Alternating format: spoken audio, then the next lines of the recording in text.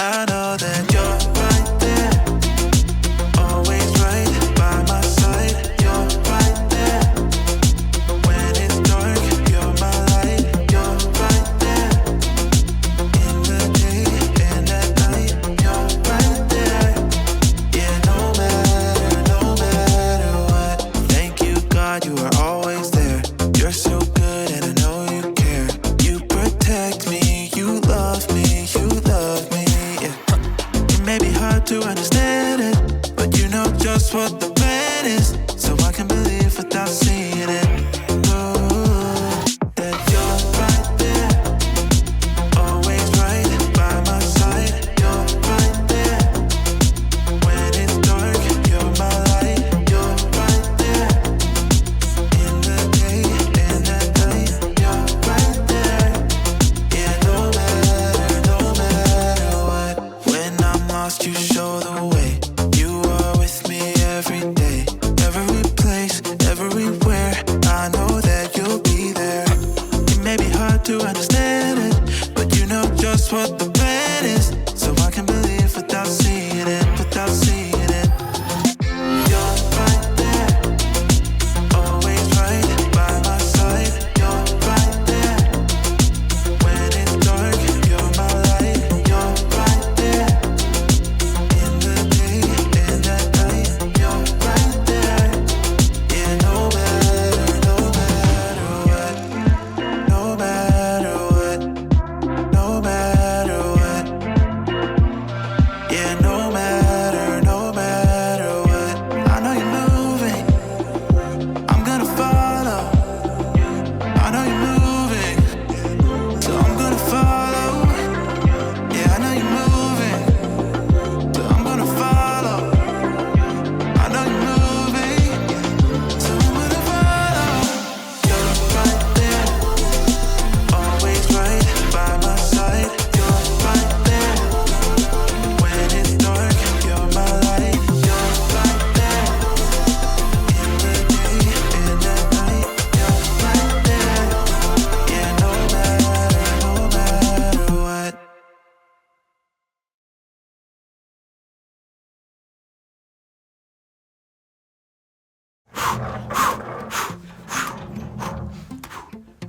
What are you doing? Shh.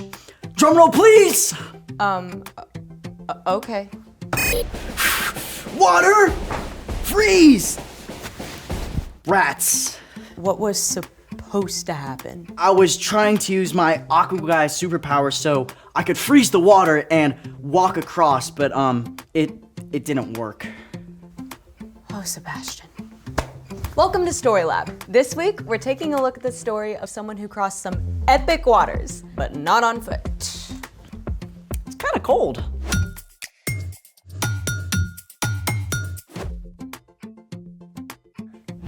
Hey,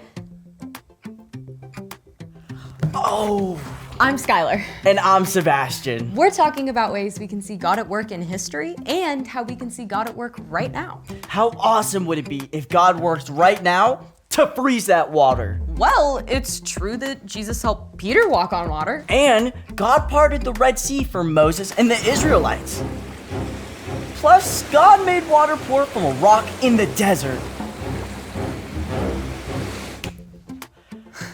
I think God likes water. God actually has given us some superpowers when it comes to water. For real? The superpower of science! Let's try it. Today, we're going to make water move without touching it. I love it already. For this superpower experiment, you'll need a giant speaker, a hose for water, a tone generator, a bucket, and a whole bunch of other stuff. So maybe not a do this at home project? Unless one of your grown-ups collects sound equipment, I don't think so. Oh, is that a tone generator hooked up to the speaker? It is. Did you know that I'm a tone generator? Oh. Okay, that's definitely not the tones we're looking for today. I'm, also not plugged into the speaker, so like.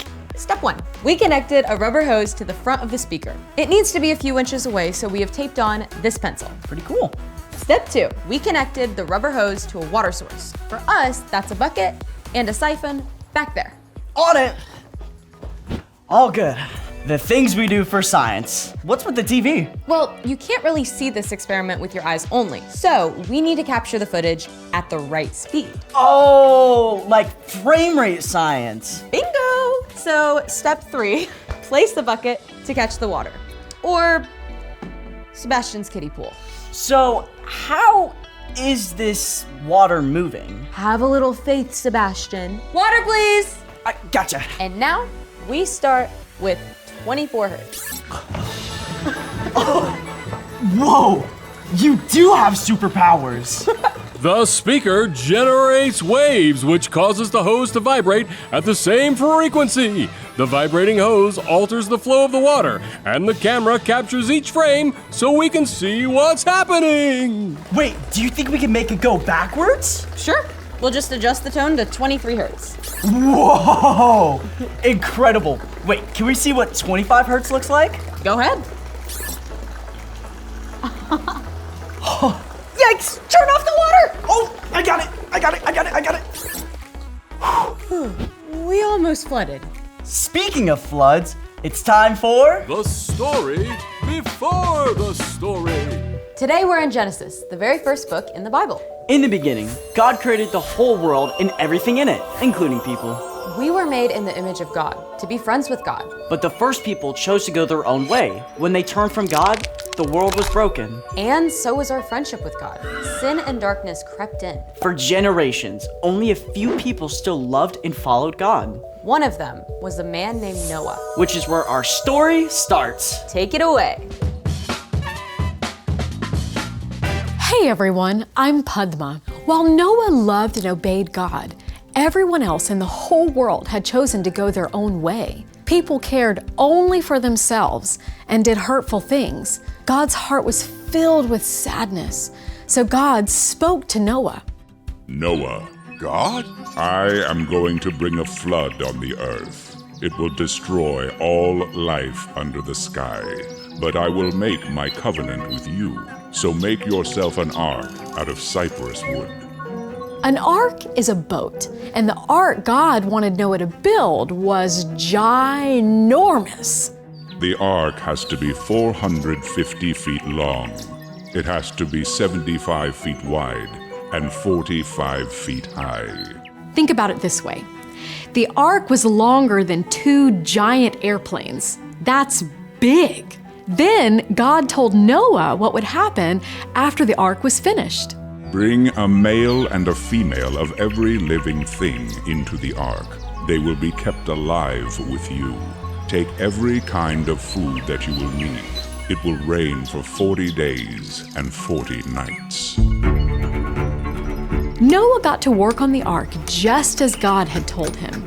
It likely took Noah and his family decades to complete the ark by hand with no power tools or machines. But Noah was faithful to keep on going, even though he didn't understand exactly how it would all work out. When the ark was finally finished, God sent pairs of every animal on earth, along with 7 of some special animals. Noah entered the ark along with his wife and 3 sons and their wives and all those animals. Once they were all inside, God shut the door, and then that's when the rain came. It rained hard for 40 days and 40 nights. The floodwaters rose higher and higher until even the highest mountains on earth were covered. Everything on earth was gone. Only Noah's family and the animals were saved. And even after the rain stopped, the flood covered the earth for 150 days. 6 months with all those animals and people crammed together? Whew! Dinner, Noah. Eggs? Again? Who can even eat with the way this place smells? No showers, no fresh air, and definitely no video games. Talk about cabin fever. It took a long time for all those floodwaters to go down, but at last, on the 17th day of the 7th month, the ark came to rest on the mountains of Ararat.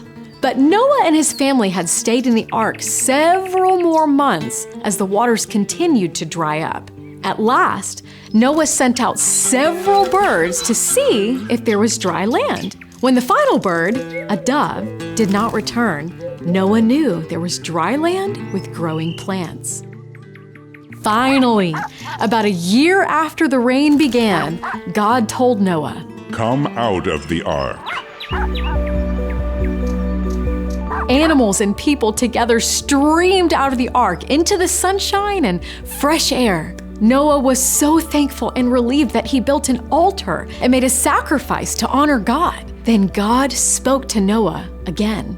I am now making my covenant with you and with all your children. A flood will never again destroy the earth. Here is the sign of the covenant. I have put my rainbow in the clouds. It will be the sign of the covenant between me and the earth. Through many long years of building the ark and through the epic flood, Noah chose to trust God, even when he didn't understand God's plan. And God fulfilled the promise to Noah, keeping him and his family safe through the flood. The end.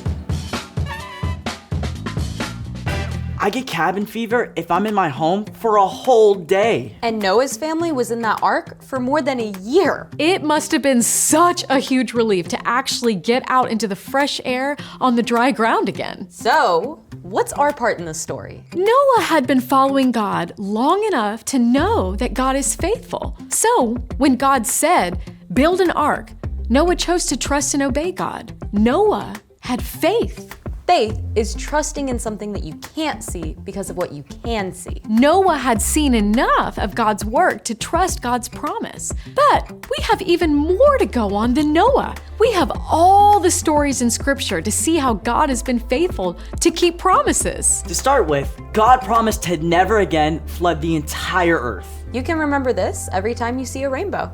And God has promised to always be with us, even when we face big things that we don't understand. Like if you're super stressed about a project in school, you can trust that God will be with you every step of the way. Or your family just moved and you have to start at a new school and you don't know anyone. Even if you don't know why you had to leave your friends, you can trust God is always with you. And that God is still at work. Jesus himself had to trust God's plan to save the whole world, even when it was epic and difficult. Hey, that's another promise kept.